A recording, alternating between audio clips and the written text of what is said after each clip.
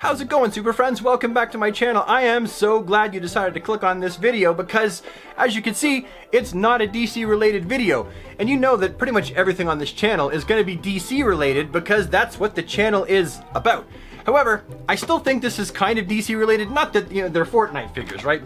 But I did tell y'all that I would be opening up a few on the channel and reviewing them because those of us who have a vested interest in the Multiverse line of action figures, who have invested years into collecting DC's offerings, are kind of interested to see what McFarlane will do. And that's a pretty big thing. Mattel has been doing DC figures for a long time, so at least we know what to expect with them. McFarlane, people are like, don't they just make statues that have a little bit of articulation? And that's true.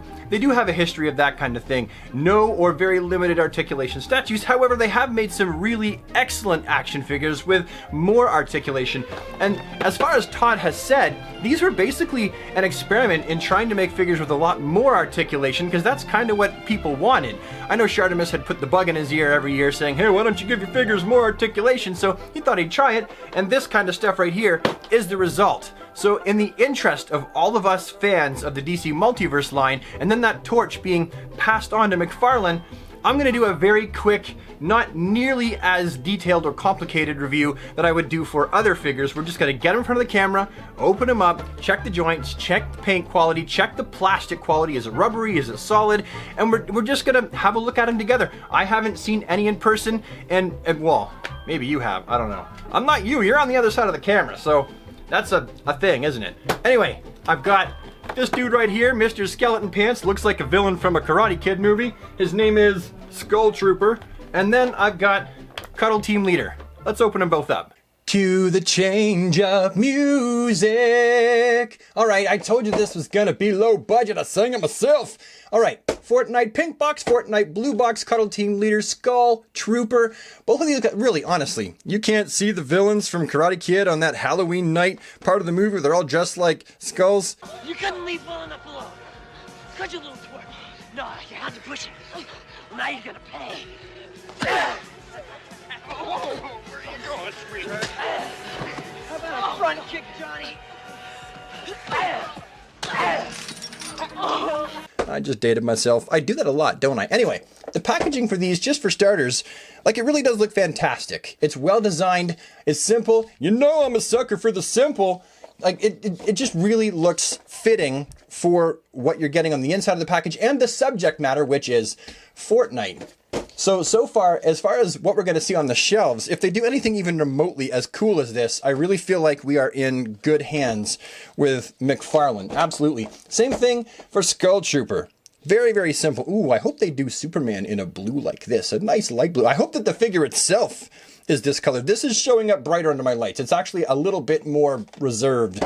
Anyway, on the side, there's the back, and there's the other side. You guys want to see the UPCs? I mean, this isn't really like a typical unboxing where it's like, hey, this is how you find them and all that stuff. This is really just for DC fans who are collecting Multiverse stuff. To ease our trepidation, let's just get them out one by one, and this is going to be as simple as possible. All right, it's not taped. That's kind of strange. Does that mean that it wasn't taped in the Walmart that oh, whoops, ripped it.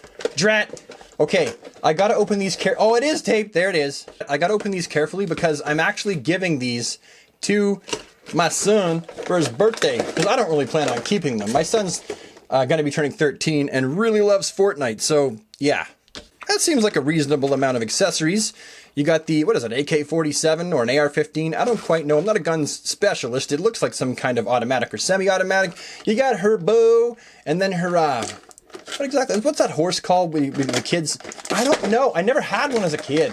Okay, so Cuddle Team Leader's unicorn horsey thing that I don't know what you call it. What's it called? Leave it in the comments below. You know what? I'm going to look it up.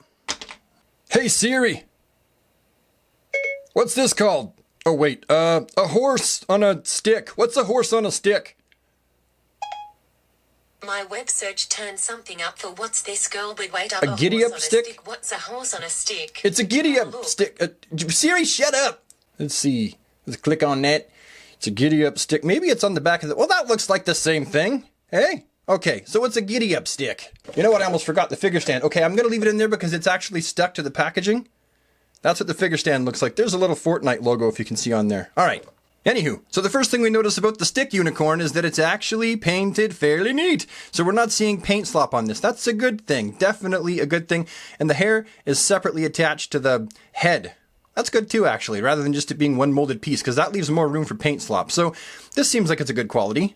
Then we got this bow that goes on her butt, her back. Oh, I thought it went on her butt, like a butt bow. No, it's her back. Does it even fit? Get in there. Is the hole too small? Maybe it doesn't go there. Yeah, it's supposed to go in her back, so I don't know what's going on. I'm gonna try again. Maybe no, oh my God, get in there. I will tell you what's going on. The end of this is all knobby and big. Look, it's fatter than it's supposed to be. That's the problem. It's clearly too big for the hole. That's not something that is a deal breaker, though. I mean, you could fix that, but, you know, and maybe it's just mine. But look, I mean, it won't fit.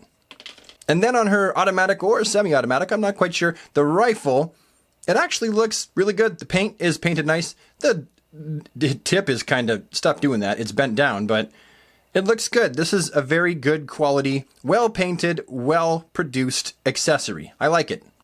You there, and you there. All right, and Cuddle Team Leader. Let's take a look at her now. So far, just having her in hand, fiddling with her just like this. These joints seem nice and tight, but they always do when you first start wiggling them around, right? After you pose them for a little bit, that's when the joints seem to get a little bit loose. So the paint apps, the details with this figure, they look pretty good. It's like a lighter pink with a darker, you know, maybe purplish or pink wash over top. But the paint apps are crisp. That little heart is crisp, really nice. And the paint apps on her eyes, let's get better light on that. Yeah, that looks good. There's no slop. Everything is pretty much where it's supposed to be. The little scar in the top of her mask thing. I hope that's not one of the ones from Walmart. Everyone tries those on. What's the fastest way for everyone to get head lice? Backpack straps, painted really nice as well. All around the back. You got the weird buttony things. Again, I'm seeing here nothing but quality. Everything here looks on the level. Yeah, it looks top shelf. Very, very, very impressed. Let's get a nice close-up look at the boots and the paint apps. Even the laces, yeah, they're not perfect, but I mean, does any company that paints laces ever get them perfect every time? I'm going to go ahead and say likely not. What's that thing on her wrist? Why has she done got herself a Pip-Boy? That's not a Pip-Boy. I don't know what that is, but the X's and the O's, they're clean. Okay, so, you know what? Just for starters, I'm impressed. So what's her range of motion? That'd be the next question. She's got all kinds of articulation in the shoulders, right? So she's got like the hinge that goes up. Oh, it's on a click, listen. And you can see that actually clicking. That one not clicky so much, but they're both in theory supposed to be on clicks. And then you've got some articulation in the shoulder as well. Looks like kind of like a butterfly-ish sort of hinge there. Oh no, it's a ball joint. That's a ball joint that goes right into the body there. So she's got a ball joint that the hinge swivel then sits in. She's got the bicep swivel. She's got double jointed elbows, and they, oh wow, those are very crunchy. Crunchy elbows, swivelly ball hinge wrists. So if you're worried about articulation with these figures in the arms, if they do it like this, I think a lot of DC fans will be happy. The head is, the head's not just on a ball joint. The head has articulation there and there. Okay, so there's two pieces of articulation here. She's got chest articulation under the breasts, and then she's got articulation in the waist. Okay, so how useful is it? That's back, that's forward, back, forward. All right, well, yeah.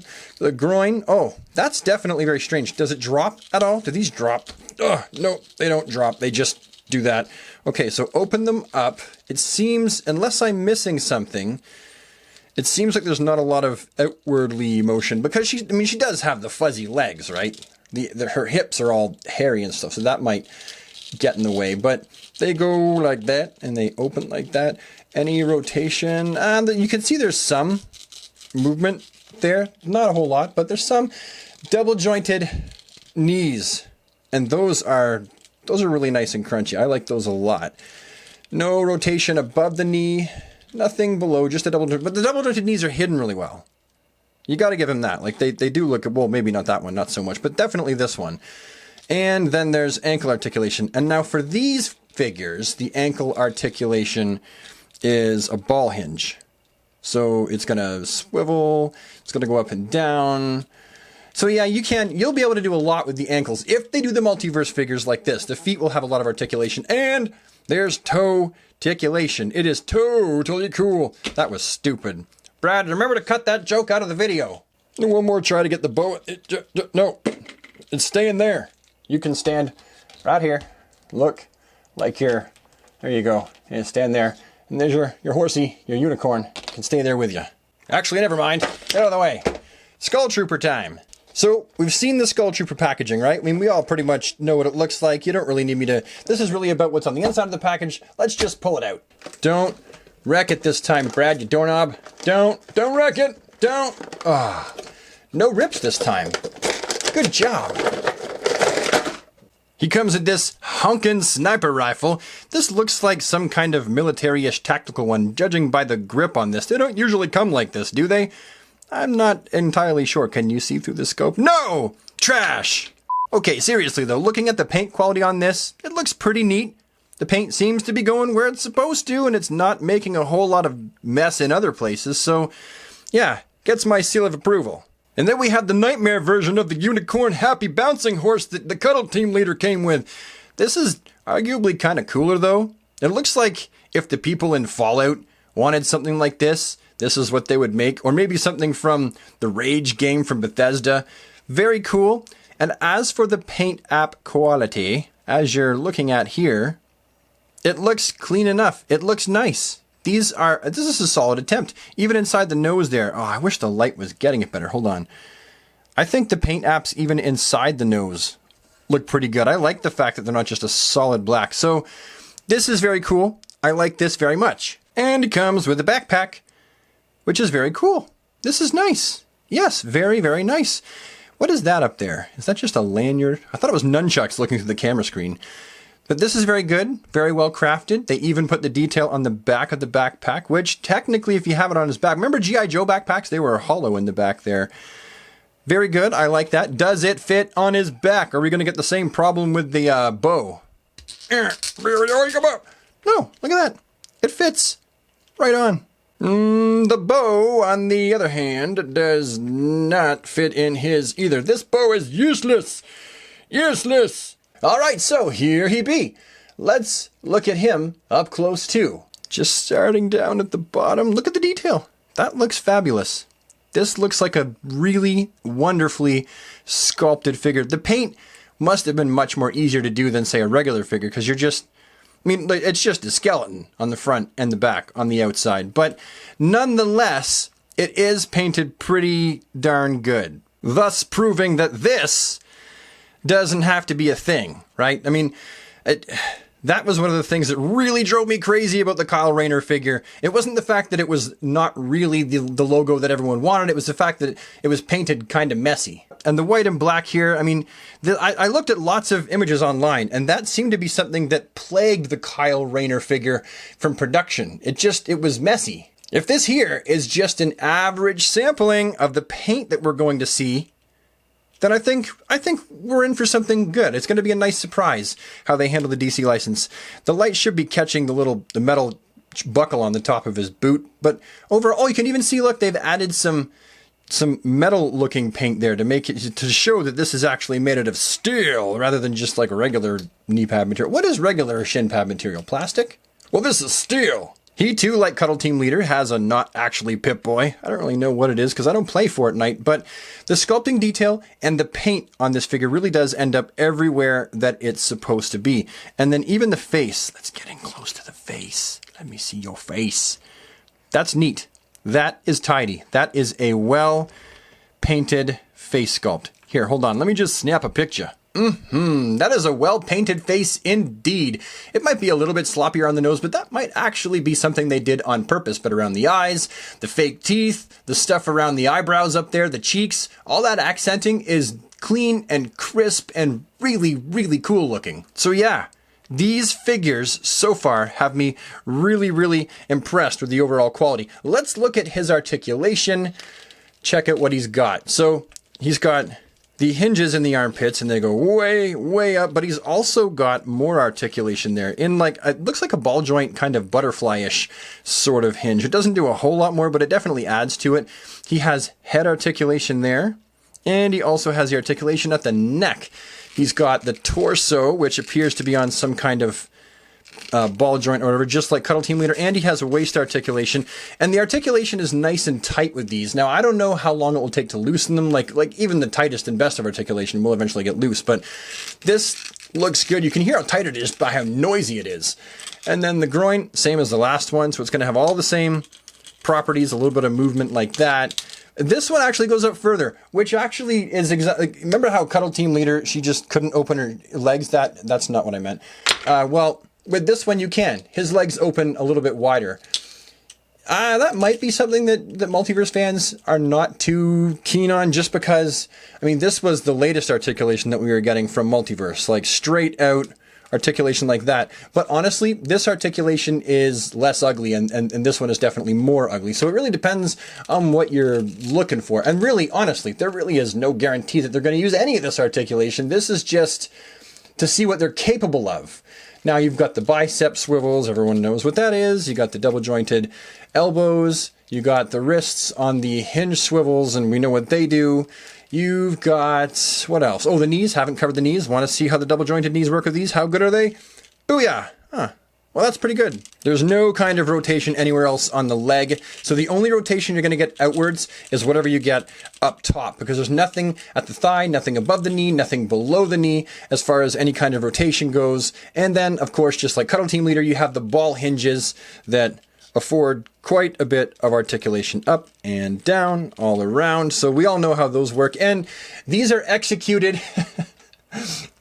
These are what these should have been that somehow DC Collectibles screwed up, and it seems like Todd McFarlane's got them right with his figures.